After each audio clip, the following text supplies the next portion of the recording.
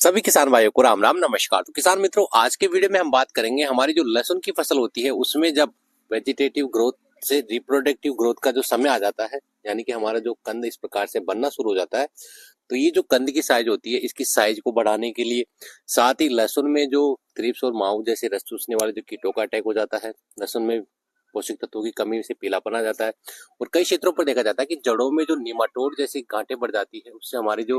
फसल की ग्रोथ रुक जाती है, फसल कमजोर हो जाती है, ऐसी समस्याएं काफी ज्यादा आती है। उन सभी से नियंत्रण बचाव करने के लिए बहुत ही आसान से कुछ घरेलू तरीके मैं आपको बताऊंगा, जिस पर आपको बाजार से किसी भी प्रकार की चीज की खरीदने की आवश्यकता नहीं होगी। घर पर ही पाए जाने वाली इन चीजों से आप अपने लहसुन की कंद की साइज को बढ़ा सकते हैं, थ्रिप्स माहू जैसे रस चूसने वाले कीटों को नियंत्रित कर सकते हैं, पीलापन की समस्या से छुटकारा पा सकते हैं। तो जैसा कि आप देख रहे हो यहाँ पर जो लहसुन की फसल लगाई हुई है, उसमें आप देखोगे तो नीचे मिट्टी के अंदर आपको ये जो दिख रहा है काला काला जो है पदार्थ, इसके अंदर यहाँ पर छिड़काव किया गया है। हमारी जो चूल्हे की जो राख होती है,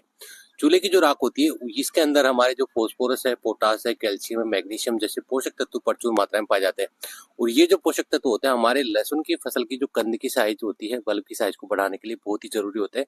तो घर पर रखी हुई जो चूल्हे की राख होती है, उसका इस्तेमाल आप अपनी लहसुन की फसल में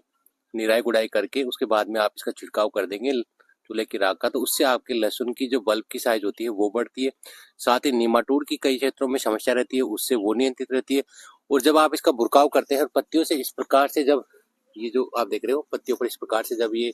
चूल्हे की राख लग जाती है, तो इससे जो रस चूसने वाले जो कीट होते हैं हमारे, जो थ्रिप्स माहू वगैरह है, वो हमारे अक्सर यहाँ पर फसल की पत्तियों पर लगते हैं, वो भी इससे काफी हद तक नियंत्रित रहते हैं। और साथ ही फसल में आ रहा पीलापन होता है पोषक तत्वों की कमी की वजह से, वो भी इससे समस्या दूर हो जाती है। तो चूल्हे की जो राख होती है लहसुन की फसल के लिए एक रामबाण औषधि होती है। तो चूल्हे की राख का इस्तेमाल करके आप अपने लहसुन की जो कंद की जो साइज होती है, बल्ब की साइज को बढ़ा सकते हैं। उसी के साथ में अगर टिप्स की समस्या आपके फसल में दिखाई दे रही है, तो आप देखोगे यहाँ पर छोटी छोटी जो टिप्स की अगर समस्या आ रही है, तो इसको नियंत्रित करने के लिए आपको क्या करना है, हमारी जो नीम की जो पत्तियां हैं, 1 किलो नीम की कच्ची हुई जो हरी पत्ती है वो ले लेनी है। उसको 5 लीटर पानी में आपको 15 से 20 मिनट तक अच्छे से उबालना है। उबालने के बाद में पानी को ठंडा करना है,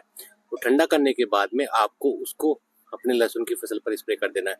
इसका स्प्रे करने से क्या होगा, जो नीम की जो कड़वाहट होती है, उससे जो रस चूसने वाले जो कीट होते हैं थ्रिप्स वगैरह, वो हमारी फसल पर अटैक नहीं करते हैं, और जो कीट हमारी फसल पर आ गए हैं वो उससे नष्ट हो जाते हैं। तो ये जैविक तरीके हैं जिससे आप अपनी लहसुन की फसल के उत्पादन को बढ़ा सकते हैं, और बिना केमिकल का इस्तेमाल किए हुए आप बेहतरीन उत्पादन ले सकते हैं।